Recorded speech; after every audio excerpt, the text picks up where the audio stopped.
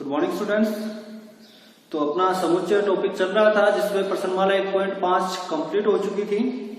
अब प्रश्न संख्या 1.6 है, ठीक है, वो थ्योरेटिकल क्वेश्चन पे बेस है।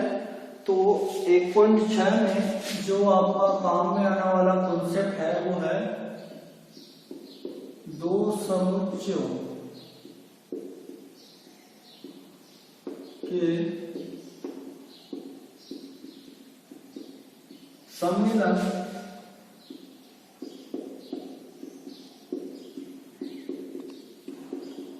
और सर्वनिष्ठ पर आधारित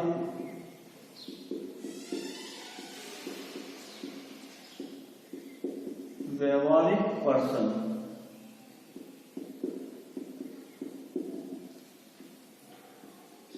व्यवहारिक मतलब थ्योरेटिकल आपके क्वेश्चन है, ठीक है, जो सम्मिलन और सर्वनिष्ठ पर आधारित है। तो जैसे पहला जो कॉन्सेप्ट है इसमें वो है ये number of A union B, ठीक है। ए यूनियन बी के जो सदस्य हैं वो किसके बराबर होंगे? ए के सदस्य के बराबर, बी के सदस्य के बराबर, माइनस दोनों में जो कॉमन है सदस्य उसके बराबर। एक तो ये कॉन्सेप्ट काम में आएगा। अगर तीन है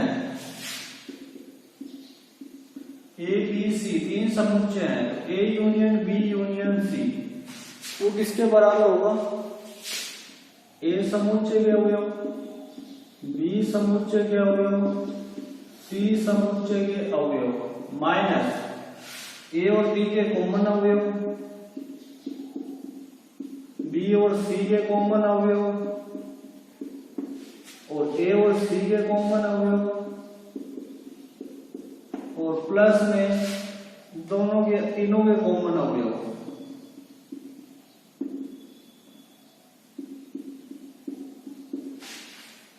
ठीक है, तो ये आपके दो फॉर्मूले इसमें काम में आएंगे आपके प्रश्नमाला 1.6 में, ठीक है। तो आगे आप इसके ऊपर क्वेश्चन करते हैं। तो प्रश्नावली 1.6 है। पहला प्रश्न है, यदि x और y दो ऐसे समुच्चय हैं कि x में जो अवयव है, x में अवयवों की संख्या है वो है 17, y में अवयवों की संख्या है 23 तथा x यूनियन y में अवयवों की संख्या है वो 38 है।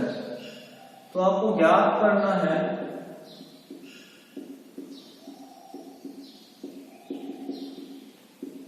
x इंटरसेक्शन y में अवयवों की संख्या क्या होगी। तो देखो आप जानते हो कि x यूनियन y का जो सूत्र होगा वो क्या होगा? x में अवयवों की संख्या, y में अवयवों की संख्या माइनस x और y में कॉमन अवयवों की संख्या के बराबर। तो x यूनियन y में अवयव है 38, x में अवयव है 17, y में है 23 और x union x intersection y में कोई भी अवयव नहीं है, मतलब ज्ञात करना है आपको, ठीक है। तो ये हो गया 38 और ये हो गया 7 और 3 10, 2 3 1 4, x इंटरसेक्शन y। ये इस साइड आएगा तो प्लस का, ये यहाँ पे 40 और ये 38 उस साइड आएगा तो माइनस का। कितना बच जाएगा आपके पास में? 2 बच जाएगा। तो x इंटरसेक्शन y कितना आ जाएगा आपके पास में? 2 आ जाएगा। दूसरा है, यदि x और y दो ऐसे समुच्चय हैं कि x यूनियन y में 18 अवयव हैं, x यूनियन y में 18 अवयव हैं, x में 8 अवयव हैं, x में 8 अवयव हैं, y में 15 अवयव हैं। तो x इंटरसेक्शन y में कितने अवयव ये आपको ज्ञात करना है। तो देखिए x यूनियन y बराबर x में अवयव, y में अवयव, x इंटरसेक्शन y में अवयव माइनस। मान रख दीजिए, इसका मान है 18, इसका है 8, इसका है 15 और ये नहीं पता अपने को, ज्ञात करना है। 18, ये 15 8 23, ये साइड आएगा प्लस का, 23 माइनस 18, तो 23 माइनस 18 कितना हो गया, यहाँ पे 5 हो गया। ओके, हाँ, क्वेश्चन नंबर 3 है 400 व्यक्तियों के समूह में 250 हिंदी और 200 अंग्रेजी बोल सकते हैं, तो कितने व्यक्ति हिंदी तथा अंग्रेजी दोनों बोल सकते हैं। ठीक है, तो हिंदी और अंग्रेजी दोनों बोलने वाले मतलब कॉमन, ठीक है, इनका इंटरसेक्शन। तो आपको जो दिया है इसके अंदर 400 व्यक्तियों का समूह हो गया जो हिंदी और इंग्लिश दोनों बोलते हैं, तो मतलब हिंदी के भी आगे, इंग्लिश बोलने भी आगे, दोनों बोलने वाले भी आगे 400 में। एक्स यूनियन वाई मतलब हिंदी का एक्स इंग्लिश का ई से निरूपित कर दिया, वो आपको दे दिया कितना 400 एच यूनियन ई। फिर बोला 250 हिंदी बोलते हैं, हिंदी बोलने वाले हो गए 250, इंग्लिश बोलने वाले हो गए 200, तो कितने व्यक्ति हिंदी तथा अंग्रेजी दोनों बोल सकते हैं। हिंदी तथा अंग्रेजी मतलब एच इंटरसेक्शन ई आपको ज्ञात करना है।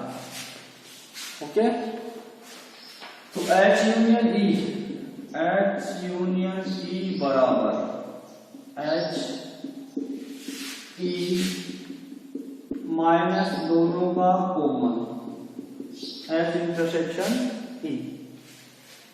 एच यूनियन ई में अवयव है 400, एच में अवयव है 250, ई में अवयव है 200, एच इंटरसेक्शन ई। ठीक है, अब सोल्व कर सकते हैं। 400 200 200 400 450, तो ये साइड है प्लस का, यहाँ जाएगा 450 माइनस का 400,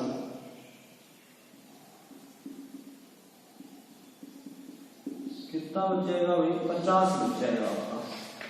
ठीक है, तो हिंदी और इंग्लिश दोनों बोलने वाले कितने हैं, आदमी हैं, व्यक्ति हैं 50 है। नेक्स्ट प्रश्न संख्या 4 है, यदि एस और टी दो ऐसे समुच्चय हैं कि एस में 21, टी में 32 और एस इंटरसेक्शन टी में 11 अवयव हैं, तो एस यूनियन टी में कितने अवयव होंगे। तो प्रश्न संख्या 4 में दिया है एस में 21 है और टी में है 32 और एस इंटरसेक्शन टी में अवयव है 11, एस यूनियन टी में कितने होंगे। एस यूनियन टी में कितने अवयव होंगे, तो देखो एस यूनियन टी बराबर एस में अवयव, टी में अवयव और एस इंटरसेक्शन टी में अवयवों की संख्या हो जाएगी माइनस।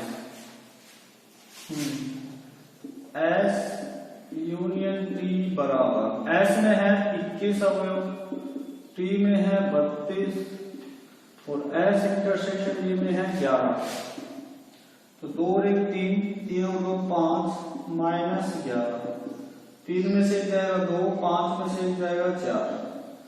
एस यूनियन टी में कितने अवयव होंगे आपके 42 अवयव होंगे।